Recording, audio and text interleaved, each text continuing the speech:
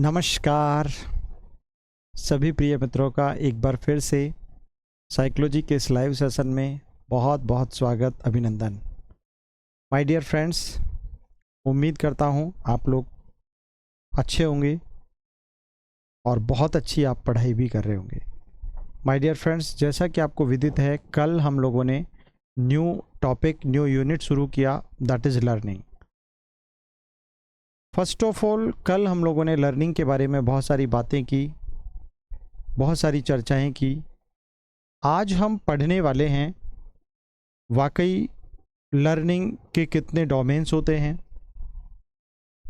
ठीक है, लर्निंग कितने टाइप्स का होता है, और साथ ही साथ कंसेप्ट्स ऑफ लर्निंग को हम लोग कैसे जानें। जी, बहुत सारे बच्चे जुड़ चुके हैं, ग्रेट, वेलकम। तो कल हम लोगों ने लर्निंग की डिस्कशन किया, सीखना, अधिगम क्या है, उसका मीनिंग हम लोगों ने सीखा। साथ ही साथ हमने पढ़ा कि सचमुच सीखना मानसिक और बौद्धिक प्रक्रिया का दूसरा नाम है। सीखना व्यवहार में परिवर्तन है, ये परिवर्तन हमेशा तुलनात्मक और स्थायी होता है। कैसा होता है? तुलनात्मक रूप से पहले वाले बिहेवियर की तुलना में परमानेंट चेंज होता है, उसे हम लोग कहते हैं, ठीक है। फिर उसके बाद हम लोगों ने यहाँ पर इसके अर्थ के साथ साथ बहुत सारे मनोविज्ञानियों की डेफिनेशंस को जाना, ठीक है। चलिए, तो अब हम बात करते हैं, यहाँ पर क्रो एंड क्रो की परिभाषा को हम लोगों ने पढ़ लिया था। साथ ही साथ गिलफोर्ड, स्किनर, गेट्स और अन्य, इसी प्रकार वुडवर्थ, हिलगार्ड, क्रॉनबेक, इन सभी की डेफिनेशंस को हम लोगों ने कल डिस्कस कर लिया। उसके बाद अधिगम की विशेषताएं हम लोगों ने पढ़ी। सीखना विकास है, सीखना खोज है, सीखना सार्वभौमिक होता है, सीखना सकारात्मक और नकारात्मक दोनों होता है। हाँ, सभी प्रिय मित्र एक बार कंफर्म कर दें कि आपके पास क्लासेस का नोटिफिकेशन आ गया था।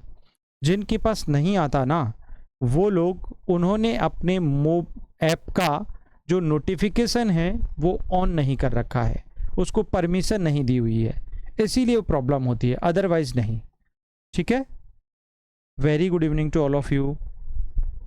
Okay okay okay, great. चलिए, ठीक है।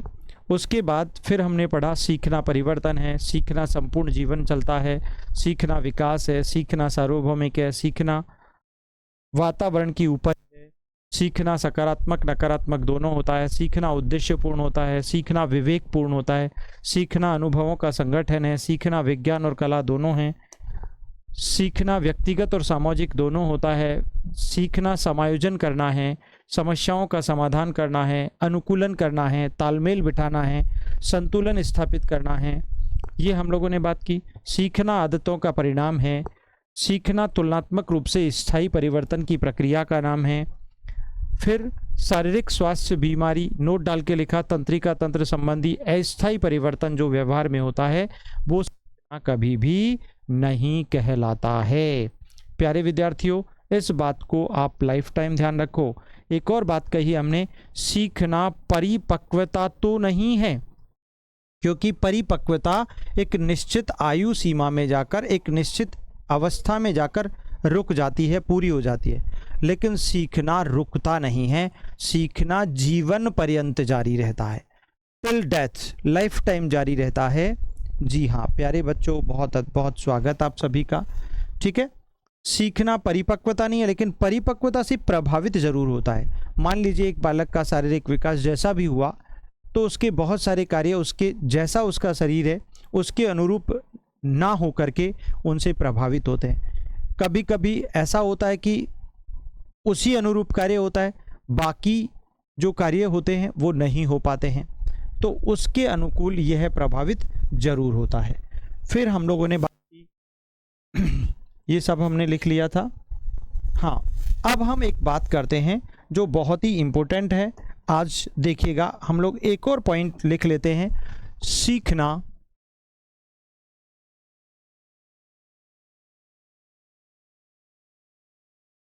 एक प्रक्रिया है,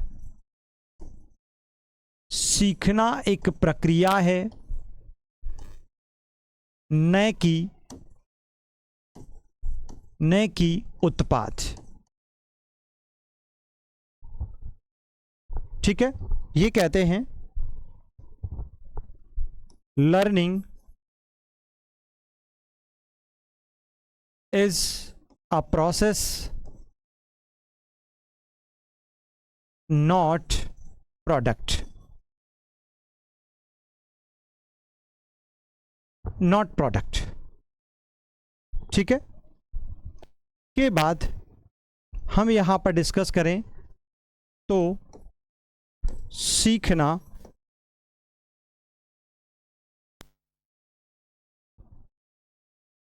खोज है।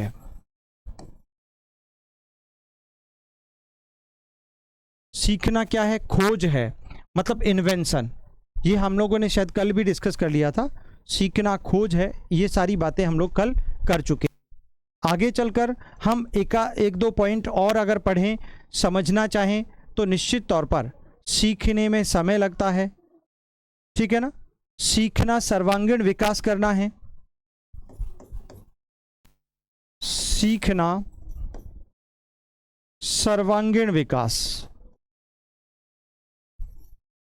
सर्वांगीण विकास मतलब ऑल राउंड डेवलपमेंट।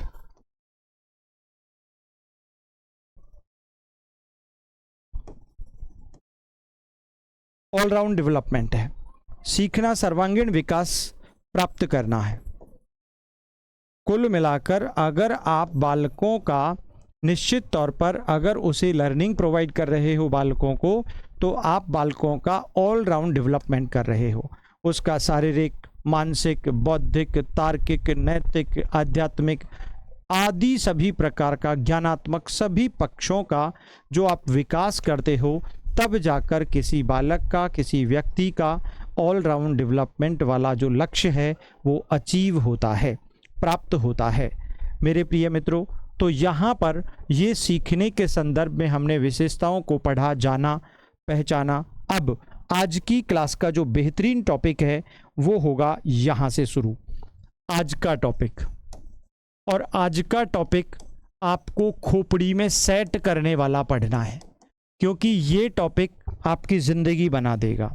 याद रखना, ये टॉपिक आपकी लाइफ बना देगा, क्योंकि इससे रिलेटेड ऐसा शायद ही कोई एग्ज़ाम हो जिसमें क्वेश्चन ना पूछा जाए, शायद ही, संभव नहीं है।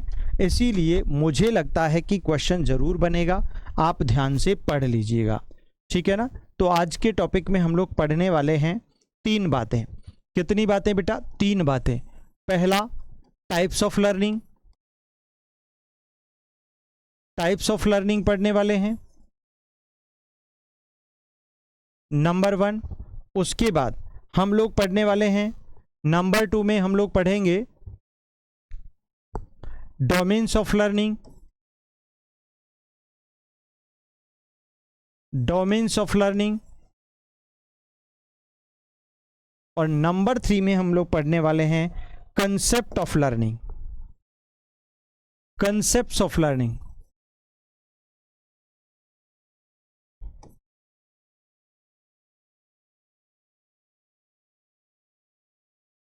ठीक है, 3 चीजें हम लोग डिस्कस करेंगे बेटा, 3 चीजें। यहां पर इसको तो हम लोग कहते हैं अधिगम के भेद या प्रकार,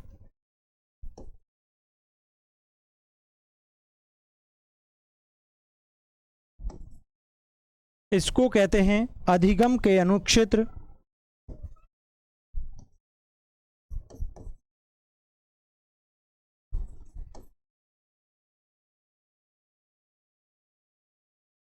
और इसको कहते हैं अधिगम का संप्रत्य।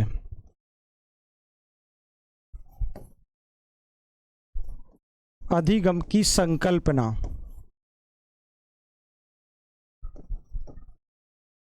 या संप्रत्य भी कह सकते हैं या प्रत्यय भी कह सकते हैं। हाँ बिल्कुल डॉक्टर अजय जी, 100%। अरे टेस्ट सीरीज ही टेस्ट सीरीज नहीं, 3.0 के लिए तो हम बहुत कुछ मसाला तैयार किए हुए हैं, और अब महा मैराथन महा मैराथन महा मैराथन ला रहे हैं आपके लिए।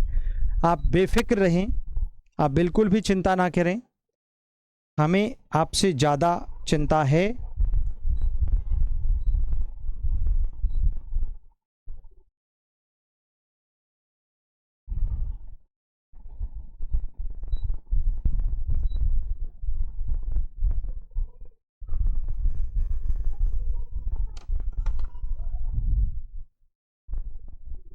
चलिए अब देखिएगा, हाँ तो यहाँ पर जब हम बात करते हैं सबसे पहले किसकी, टाइप्स ऑफ लर्निंग की, तो टाइप्स ऑफ लर्निंग 3 प्रकार के होते हैं। अधिगम के डोमेन्स भी 3 टाइप्स के होते हैं और अधिगम की संकल्पना भी 3 टाइप्स में डिवाइडेड होती है। यानी गजब की बात है यार, सभी के 3 टाइप्स हैं। कितने टाइप्स हैं? 3 टाइप्स हैं। 1 बाय 1 एक एक को हम पढ़ते जाते हैं, समझते जाते हैं, सीखते जाते हैं। जब टाइप्स ऑफ लर्निंग पढ़ा जाए तो how many types of learning, बात टाइप्स ऑफ लर्निंग की है, अधिगम के भेदों की है। ऐसा नहीं है अधिगम के सिद्धांतों की बात कर रहे हैं हम लोग यहाँ पर, नेवर। अधिगम जो होता है, सीखने की प्रक्रिया जो होती है, वो उसके 3 तरीके होते हैं। इस प्राणी जगत में चाहे कोई भी मानव है, कोई भी शिशु है, कोई भी बालक है, कोई भी पशु है, कोई भी पक्षी है, वह अपने 3 तरह की क्रियाओं से, 3 तरह के एस्पेक्ट से सीखने की अवधारणा को या सीखने के ज्ञानात्मक क्षेत्र को अचीव करता है। प्यारे बच्चों, तो इस कारण सीखने के भेदों को हम लोग 3 तरह की या 3 स्टेप्स में डिवाइड कर देते हैं। बात जब डोमेन्स की आती है तो यहाँ पर डोमेन्स का सीधा सीधा तात्पर्य है कि अधिगम के दायरे में ऐसी कौन सी विषय वस्तु शामिल की जाए जो उसको डिफाइन करे। ठीक है, तो उसका दायरा, उसका सीमा क्षेत्र, उसके डोमेन्स जो उसके इंटरनल एस्पेक्ट्स को डिफाइन करते हैं, उन्हें डोमेन्स हम लोगों ने नाम दे दिया। और फिर है संकल्पना, संप्रत्य। वास्तव में मूल अवधारणाएं 3 ही होती हैं। मूल कंसेप्ट्स जो होते हैं वो 3 ही टाइप्स के होते हैं जब हम बात लर्निंग की करते हैं। तो 1 बाय 1 एक एक चीज को हम लोग यहाँ पर डिस्कस करने जा रहे हैं बेटा। तो सबसे पहले फर्स्ट पढ़ते हैं types of learning. Types of learning यानी अधिगम के भेदों को मैं यहाँ पर आपको पढ़ाने जा रहा हूं। इसमें क्या क्या आएगा? नंबर 1 बेटा, सीखना यानी सीखने के जो भेद होते हैं वो 3 टाइप्स के होते हैं। कितने टाइप्स के होते हैं? 3 टाइप्स के होते हैं। ठीक है, पहला होता है गत्यात्मक अधिगम। गत्यात्मक अधिगम जिसे हम लोग डायनामिक लर्निंग के नाम से जानते हैं।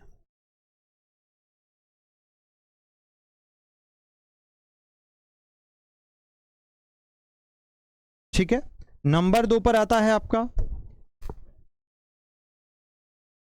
दूसरा होता है वाचिक अधिगम।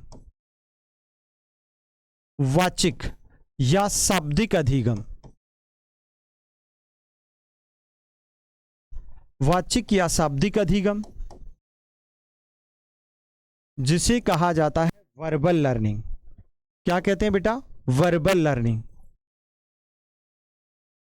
Verbal learning. ठीक है, इसी प्रकार जो हम तीसरा वाला टाइप पढ़ते हैं, इट मीन्स सीधे सीधे से पहला हो गया गत्यात्मक डायनामिक। इसको आप एक्टिव यानी निश्चित तौर पर इसको आप चाहें तो मोटर लर्निंग के नाम से भी पुकार सकते हैं। ठीक है, वेरी सिंपल। और तीसरा होता है आपका समस्या समाधान अधिगम। समस्या समाधान अधिगम। अधिगम यानी प्रॉब्लम सॉल्विंग लर्निंग। क्या कहते हैं बेटा इसको? Problem solving learning.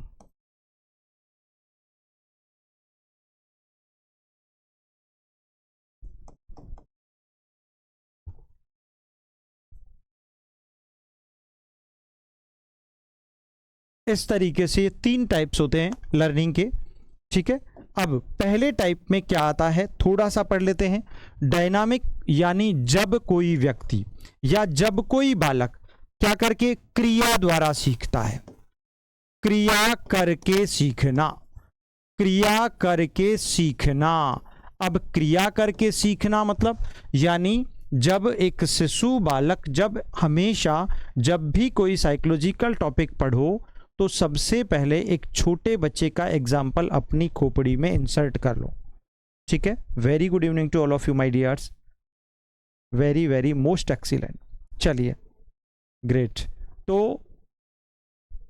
क्या है गत्यात्मक डायनामिक, यानी जहां पर आपकी शारीरिक गति होती है, जहां पर आपकी शारीरिक क्रियाएं होती हैं, जहां पर आपकी फिजिकल एक्शन और एक्टिविटीज होती हैं, और उनके आधार पर अगर कोई बालक सीखता है, दैट इज डायनामिक लर्निंग।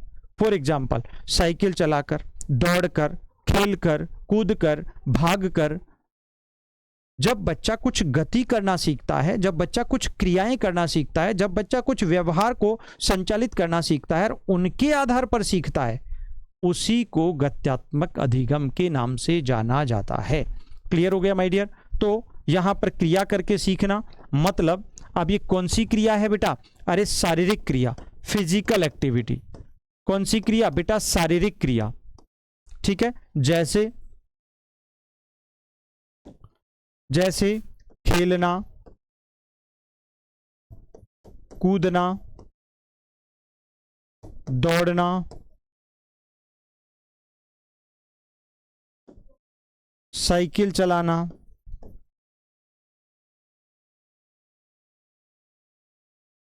आदि क्रियाओं द्वारा सीखना।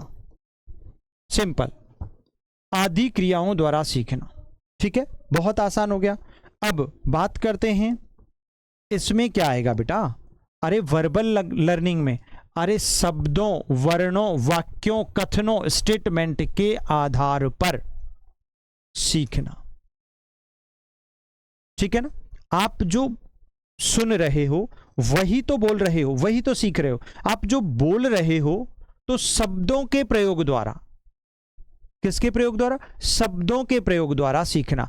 माने हाँ, आपसे कुछ बोला, आपने सुना, आपने इमिटेट किया, उसको नकल की, उनको अनुकरण किया, उनको फॉलो किया। एक छोटा बच्चा यही करता है निश्चित तौर पर।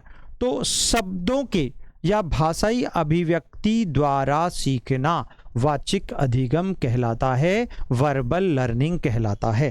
क्या कहलाता है बेटा? सीधा सीधा सा वर्बल लर्निंग कहलाता है। ठीक है, देखिएगा, शब्दों के आधार पर सीखना।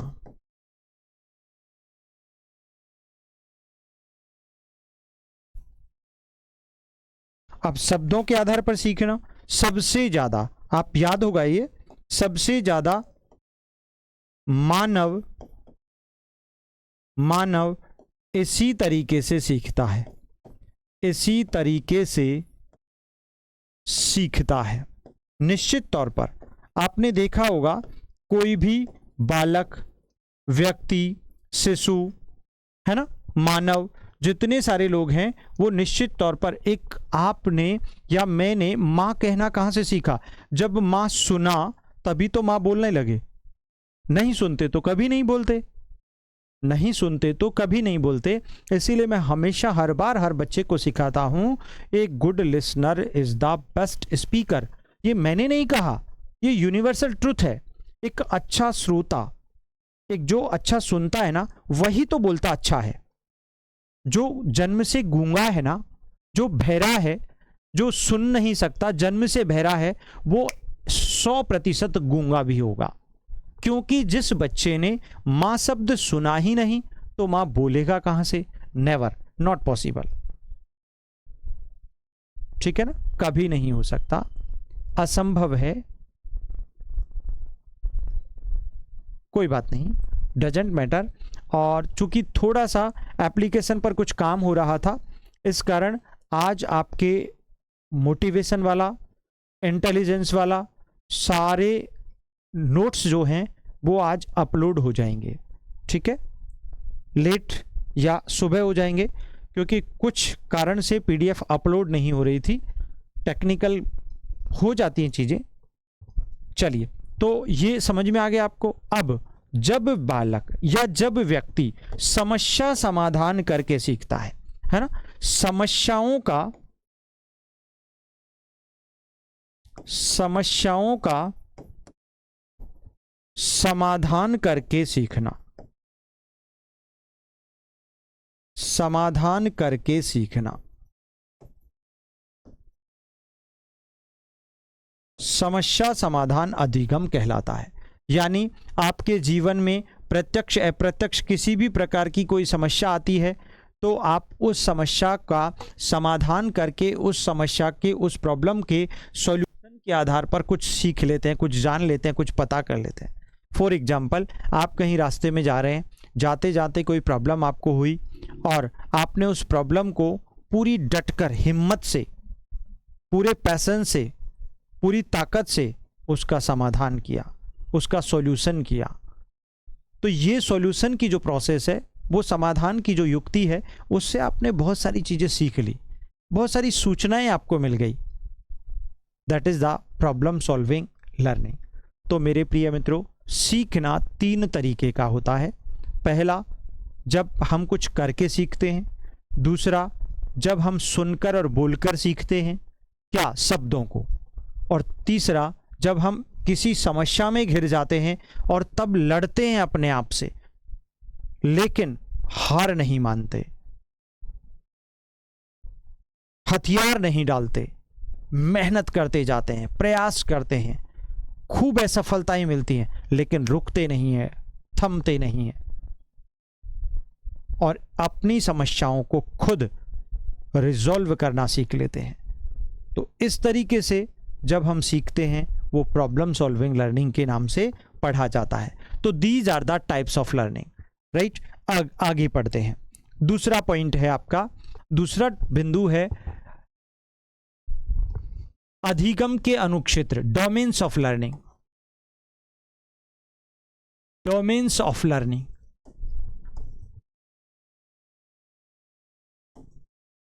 ये भी बहुत इंटरेस्टिंग टॉपिक है। सीधा सीधा डायरेक्ट पूछ लिया जाता है, डायरेक्ट उठाकर पूछा जाता है, डोमेन्स ऑफ लर्निंग आखिर है क्या? अधिगम के अनुक्षेत्र किसे कहते हैं? That's very simple, easy topic है, लेकिन है बहुत मस्त और मज़ेदार, क्योंकि इसके बिना संभव ही नहीं है कि आप बहुत सारी चीज़ों को सीख पाएँ, समझ पाएँ, जान पाएँ। तो डोमेन्स ऑफ लर्निंग कितने टाइप्स के होते हैं बेटा? 3 टाइप्स के होते हैं। ये भी 3 टाइप्स के होते हैं। पहला, संज्ञानात्मक यानी कॉग्निटिव।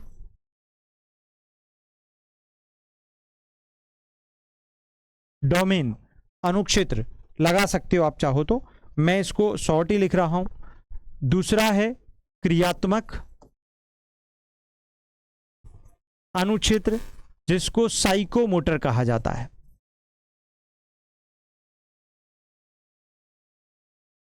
ठीक है। और तीसरा है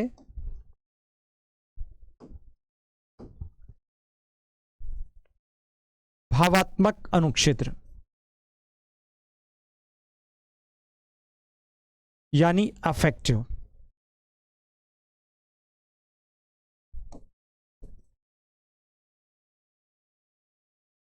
अफेक्टिव डोमेन, ठीक है ना, अफेक्टिव डोमेन होता है।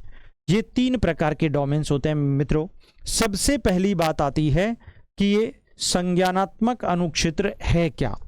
पहला क्वेश्चन ये बनता है, संज्ञानात्मक अनुक्षेत्र यानी कॉग्निटिव डोमेन से सीखने के संदर्भ में आप क्या समझते हैं, आप क्या जानते हैं? तो पहली बात, यानी सूचनाओं को ग्रहण करने संबंधी ऐसा एक पक्ष जिसमें तर्क होता है, वितर्क होता है, सोच होती है, समझ होती है, विचार होता है, चिंतन होता है, कल्पना होता है, वर्गीकरण होता है, विवेकीकरण होता है। इट मीन्स कहने का सीधा सीधा सा अर्थ ये हुआ कि संज्ञानात्मक यानी कॉग्निटिव डोमेन में, कॉग्निटिव डोमेन का संबंध बालक के या व्यक्ति के या मानव के बौद्धिक या मानसिक पक्ष से होता है। पहली बात, ये किससे संबंधित होता है बेटा? बौद्धिक और मानसिक पक्ष, इंटेलेक्चुअल पार्ट, ठीक है ना। बौद्धिक या मानसिक पक्ष, बौद्धिक या मानसिक पक्ष से संबंधित है, पहली बात। ठीक है, क्लियर हो गया। उसके बाद इसमें क्या क्या एग्जाम्पल्स पूछेगा आपसे एग्जामिनर? देखो, तर्क करना, वितर्क यानी कुतर्क करना, ये भी इसी में आएगा। चिंतन करना, कल्पना करना, विचार करना, नियमीकरण करना,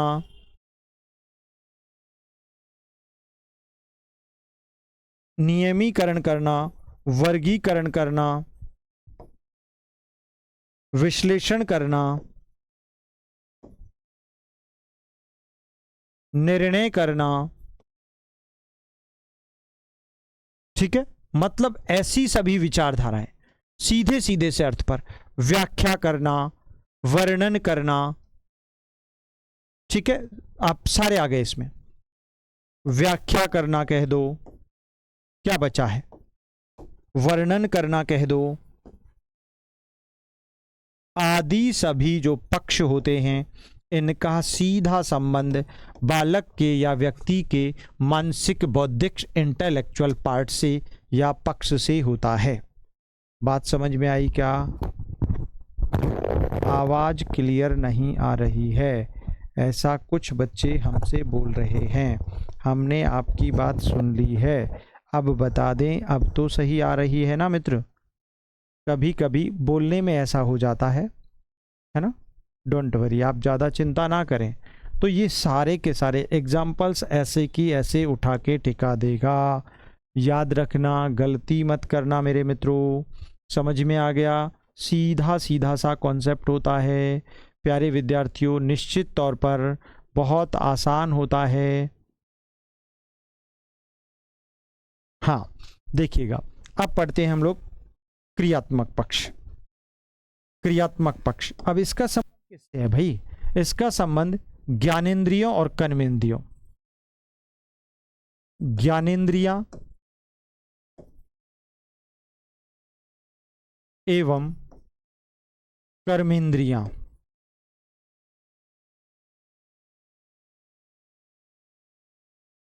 ज्ञानेंद्रियां एवं कर्मेंद्रियां इससे रिलेटेड होती हैं। पहली बात, उद्देश्य क्या होता है इसका बेटा? व्यवहार में परिवर्तन लाना। उद्देश्य क्या है, पर्पज क्या है? व्यवहार में परिवर्तन लाना। व्यवहार में परिवर्तन लाना, ये इसका पर्पज है, परिवर्तन लाना, ये इसका मुख्य उद्देश्य है। एग्जाम्पल क्या आ सकते हैं? अभी कुछ देर पहले ही आपने पढ़ा था, वे ही चलना, फिरना, दौड़ना, लिखना, कूदना, उछलना, मटकना, रोना। ठीक है ना? चलना, फिरना, खेलना, दौड़ना। ठीक है, लिखना, आदि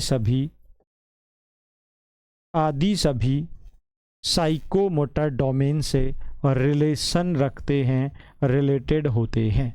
याद रखना प्यारे बच्चों, एक भी एग्जाम्पल एग्ज़ाम में बाहर नहीं जाता है। ये हमारा आपके प्रति विश्वास और हमारे कंटेंट पर हमको खुद को कॉन्फिडेंस है। बस ये चीज़ें आप सीख लो, ध्यान से समझ लो चीज़ों को, कभी कोई गड़बड़ नहीं होती। सीधा क्वेश्चन पूछता है, रेगुलेशन, नियमीकरण का संबंध लर्निंग के किस डोमेन से होता है? माय डियर, कॉग्निटिव डोमेन से। सीधा पूछता है, लॉजिक्स का संबंध लर्निंग के किस डोमेन से होता है? तो सीधा आपने बता दिया कॉग्निटिव डोमेन से। आपसे पूछ लिया फिजिकल एक्टिविटीज़ का संबंध किस डोमेन से होता है? तो आपने बता दिया psychomotor domain. Is it clear my dear friends? इस तरीके से आपको इस चार्ट के आधार पर सीखना और समझना चाहिए, कोई गलती होने के चांसेस नहीं होते हैं। ओके माय डियर्स, चलिए अगला और बचता है आपका, दैट्स वेरी सिंपल, भावात्मक। भाई इसका संबंध सीधा सीधा सा एक प्रश्न बन गया कि यार अफेक्टिव डोमेन का संबंध, लर्निंग का जो अफेक्टिव डोमेन है उसका संबंध आखिरकार होता किससे है? तो सीधी सीधी सी बात है, जो भी हृदय में उठने वाले भाव हैं, यानी सीधा सीधा सा इसका संबंध भावों से, हृदय में उठने वाले भावों से। ऐसे डायरेक्ट लिख लो, हृदय में उठने वाले, हृदय में उठने वाले भाव संवेग, संवेदना आदि से, ठीक है ना, आदि से इसका संबंध होता है।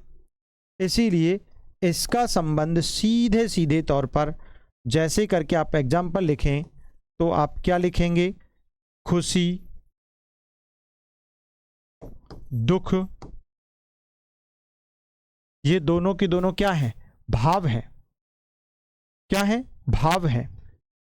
अगर आप इसके साथ साथ और भी एग्जाम्पल्स, प्रेम करना, क्रोध करना, है ना, ये सारे ये भी भावी हैं।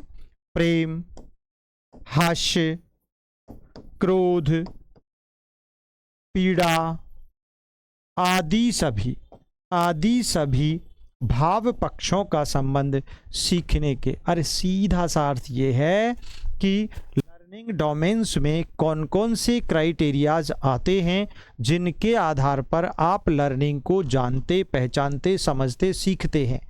तो सीधा सा अर्थ हो गया आपका पहला टाइप जो डोमेन होता है वो कॉग्निटिव डोमेन होता है, जिसका संबंध बौद्धिक और मानसिक पक्ष संबंधी सभी प्रकार की क्रियाओं से होता है। दूसरा डोमेन होता है वो साइकोमोटर यानी आपका क्रियात्मक होता है, जिसका संबंध फिजिकल एक्टिविटीज से होता है। ज्ञानेंद्रियों और कर्मेंद्रियों द्वारा जो भी एक्शंस होते हैं, जो भी क्रियाएं होते हैं, उसके आधार पर जब सीखते हैं, दैट इज साइकोमोटर डोमेन। उसके बाद तीसरा आपका अफेक्टिव डोमेन, भावात्मक।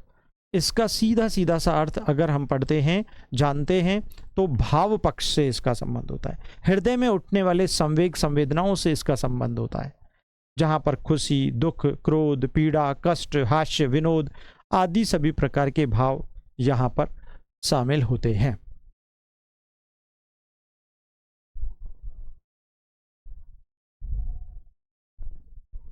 नौ बजे से क्लास हमारी चल रही है कंटिन्यूअस, माय डियर। और जिनके पास भी क्लास का नोटिफिकेशन नहीं आता बेटा, इसका मतलब आपने, फॉर एग्जाम्पल, हम एग्जाम्पल के तरीके पर आपको दिखाएं तो देखिएगा, ये एप्लीकेशन है। इस एप्लीकेशन को कुछ देर तक अगर आप प्रेस करके ऐसे रखते हैं तो आपको एक इंफॉर्मेशन आती है, ऐप इन्फो करके आता है। ऐप इन्फो में जैसे ही आप जाते हैं तो वहाँ पर नोटिफिकेशंस को आपने ऑफ कर रखा है, परमिट नहीं दे रखी, परमिशन नहीं दे रखी, इसलिए आपके पास क्लास की सूचना नहीं पहुंचती है। तो आप एप्लीकेशन को थोड़ी देर प्रेस करके रखें, फिर ऐप इन्फो वाले ऑप्शन में जाएं और फिर वहां से आप अपने नोटिफिकेशंस को अलाउ करें, तब जाकर आपके पास क्लासेज का नोटिफिकेशन आएगा माय डियर। इसीलिए आप जो गलती कर रहे हैं उस गलती को बिल्कुल ना करें, ठीक है। चलिए ओके, अगला, अब तीसरा कॉन्सेप्ट पढ़ते हैं जो और भी मजेदार है, वो है अधिगम के संप्रत्ति यानी कंसेप्ट्स ऑफ लर्निंग। प्यारे बच्चों, मैं आपको बताना चाहता हूं कंसेप्ट्स ऑफ लर्निंग यानी अगर आज की इस क्लास को जिसने भी पढ़ लिया है वो लर्निंग की बहुत सारी गणित समझ गया है, लर्निंग की बहुत सारी चीजें सीख चुका है, जान चुका है, समझ चुका है।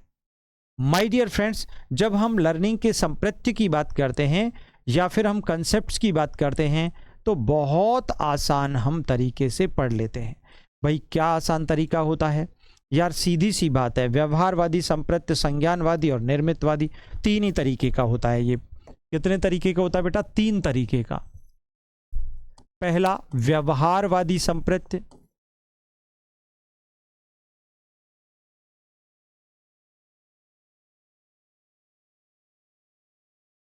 है ना, बिहेवियरल कंसेप्ट।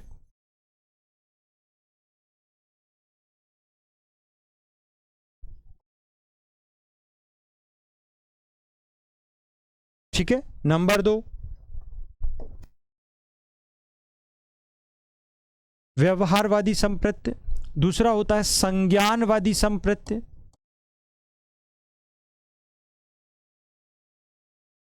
या कंसेप्ट।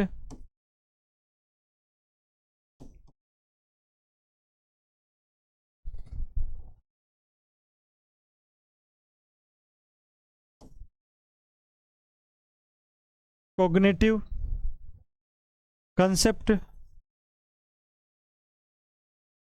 और तीसरा होता है आपका माय डियर, निर्मितवादी संप्रत्य।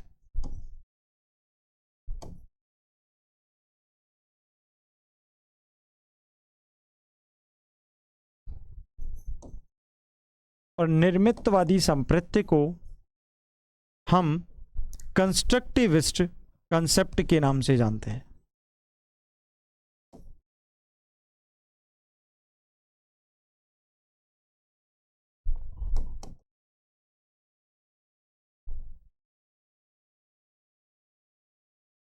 ठीक है, अब देखो थोड़ा थोड़ा सा यहां पर सबसे पहले अपन पढ़ लेते हैं व्यवहारवादी संप्रत्य क्या है, बिहेवियरल कंसेप्ट क्या है।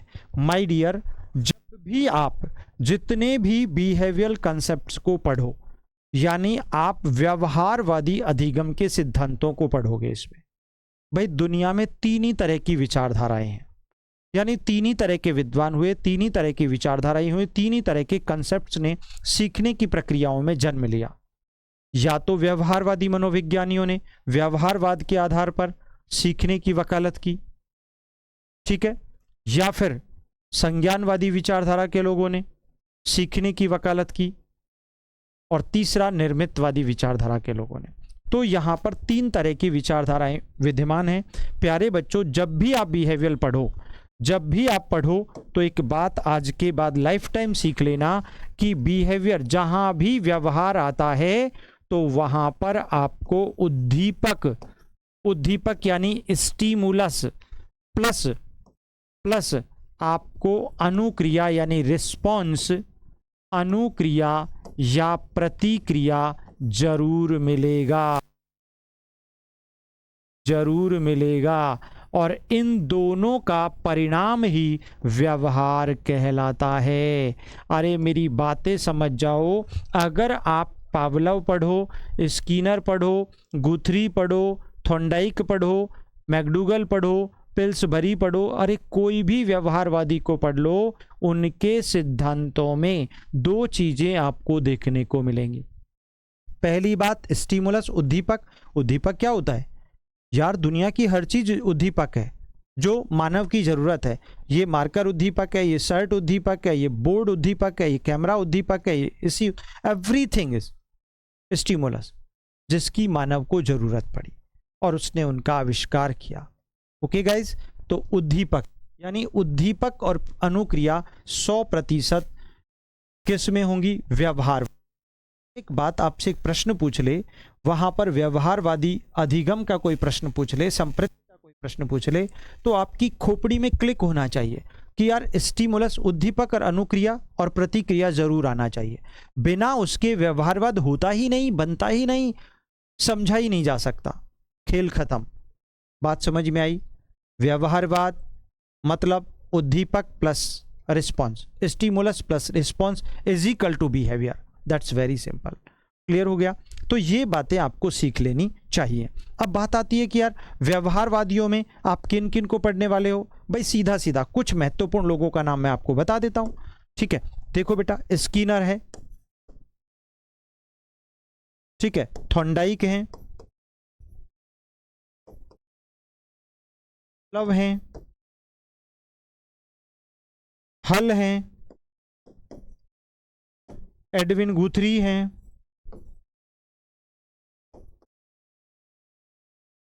आदि। जर्ड टर्मन, बहुत सारे लोग हैं, आदि। ये ऐसे लोग हैं जो व्यवहारवादी विचारधारा के प्रबल समर्थक हैं, है ना। एक वॉटसन, वॉटसन तो व्यवहारवादी हैं ही, वॉटसन भी आप लिख सकते हैं। आदि सभी व्यवहारवादी संप्रत्य के समर्थक हैं। इट मीन्स जब भी आप अधिगम की थ्योरीज में पढ़ेंगे, अधिगम के सिद्धांतों को पढ़ेंगे, तो वहां पर आपको मैं इन सभी से परिचित करवाने वाला हूं, इनकी थ्योरीज से आपको परिचित करवाने वाला हूं, क्योंकि आपके सिलेबस में सीधा सीधा नाम डाला हुआ है, डायरेक्ट नाम डाला हुआ है। जी हाँ, बिल्कुल डायरेक्ट नाम डाला हुआ है। और गजब की बात तो यह है, कभी कभी कुछ कुछ बच्चे पता नहीं कहां कहां से पढ़ लेते हैं, हमारे प्यारे बच्चे बेचारे, जिनको बहुत सारी चीजें पता नहीं होती, और वो गलत चीजों को मेरे पास उन्होंने स्क्रीनशॉट लेके भेजा, सर इसका आंसर क्या है। आपने कुछ ये बताया, हमने ये बताया, हमने कहा आप उस पुस्तक के उस प्रमाण पर एनसीईआरटी के उस पे जाके देख लीजिएगा। भाई मूल दुश्चिंता तो कैरेन हार्नी जो कि फ्राइड की शिष्या थी उन्होंने ही दिया था बाल्यावस्था के लिए। इसका क्वेश्चन ही हमने कितनी बार अप्लाई किया है, पूछा हुआ है। इन चीजों को समझो, जानो। लेकिन आप दूसरी जगह से कहां से गलत सलत पढ़ लेते हो, इन्फॉर्मेशन पता ही नहीं, लोग क्या क्या लिखा देते हैं, पढ़ा देते हैं।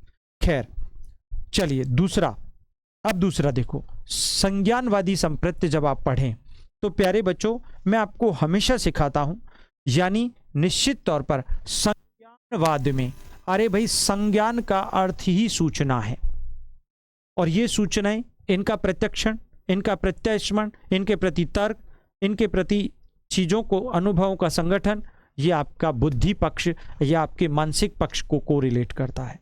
इस कारण संज्ञानवाद में क्या होता है प्यारे बच्चों, खोपड़ी में सेट कर लो हमेशा के लिए।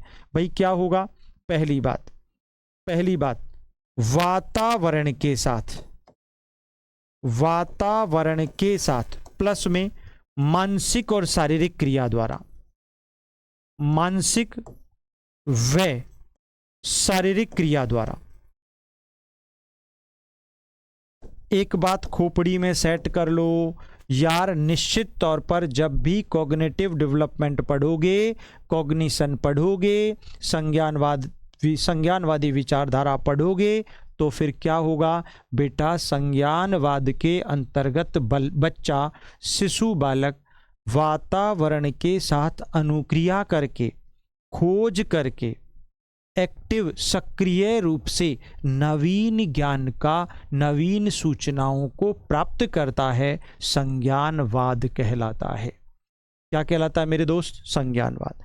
संज्ञानवादी विचारधारा को खोपड़ी में इंसर्ट कर लो, लाइफ में भूलना नहीं है। अरे भैया संज्ञानवाद है क्या भला, कॉग्निशन आखिर है क्या चीज? सिंपल सी बात, ऐसी वह प्रक्रिया जिसमें बालक वातावरण, एनवायरमेंट के निकट जाता है, पास जाता है, और वहां पर जाकर खुद एक्टिव पोजीशन में, सक्रिय लर्नर के रूप में, एक्टिव लर्नर के रूप में वह खोज करता है, सर्च करता है, नवीन ज्ञान का निर्माण करता है, नवीन ज्ञान को ढूंढता है। वो क्या है, निश्चित तौर पर, लेकिन कैसे करेगा भैया, मानसिक कैसे, शारीरिक कैसे, किसी चीज को स्पर्श किया उसके आधार पर सूचना, आग को स्पर्श किया उसको सूचना मिल गई और जिंदगी भर दोबारा आग के पास नहीं जाएगा। पैर में कांटा लगा, कांटा लगते ही मस्तिष्क के पास सूचना आई और वहां से अपने पैर उठा लिया अपने आप ही।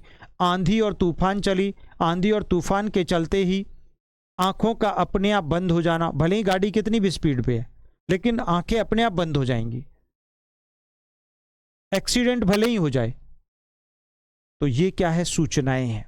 तो इस प्रकार जब आपकी शारीरिक क्रियाओं द्वारा, मानसिक क्रियाओं द्वारा, संवेदनाओं द्वारा, अनुभूति के द्वारा जब बालक बहुत सारी सूचनाओं को इकट्ठा करता है, इस संपूर्ण प्रोसेस को संज्ञानात्मक प्रक्रिया कहते हैं।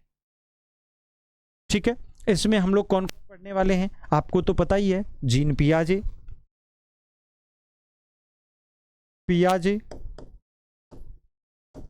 वाइगोत्स्की, ब्रूनर, वर्दीमर, कुर्तलेविन,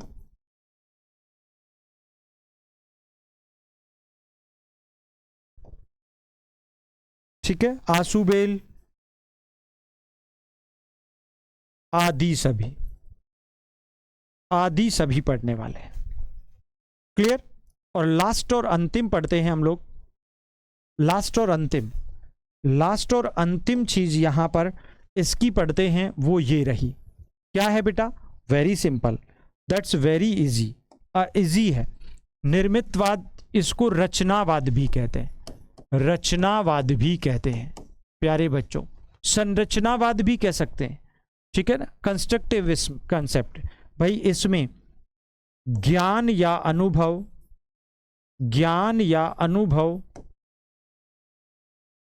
बालक के पास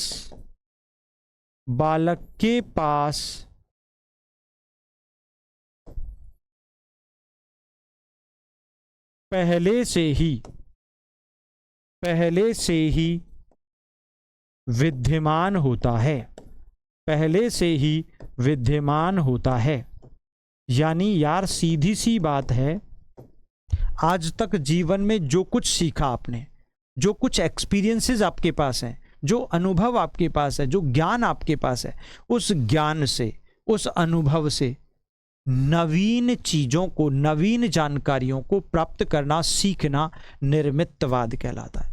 यानी इसका मतलब यहां पर एक क्वेश्चन भी पूछा हुआ है कि निर्मितवाद में नॉलेज या एक्सपीरियंसेस रेफरेंस्ड होती हैं, यानी पहले से ही संदर्भित होती हैं, आपके पास पहले से ही विद्यमान ज्ञान होता है, उसी की सहायता से आप नवीन ज्ञान को ग्रहण करते हो, एक्सेप्ट करते हो। That is the process of constructivist concept, निर्मितवादी या रचनावादी विचारधारा।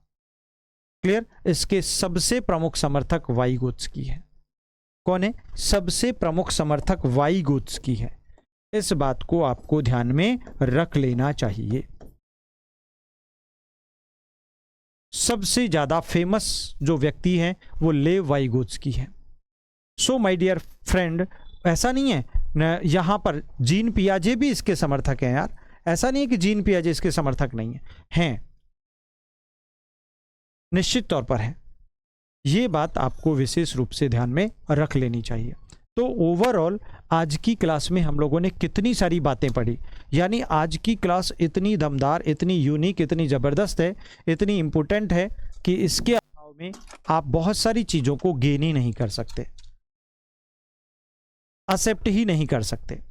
क्योंकि यहाँ पर आज हम लोगों ने जो डिस्कस किया है दैट्स वेरी इंपॉर्टेंट। मैंने आपको डोमेन्स ऑफ लर्निंग बहुत अच्छे से एक चार्ट के आधार पर समझाने की कोशिश की, मैंने आपको टाइप्स ऑफ लर्निंग एक चार्ट के आधार पर समझाने की बात की, और उसके बाद मैंने लास्ट में कंसेप्ट्स ऑफ लर्निंग को आपको समझाने की बात की।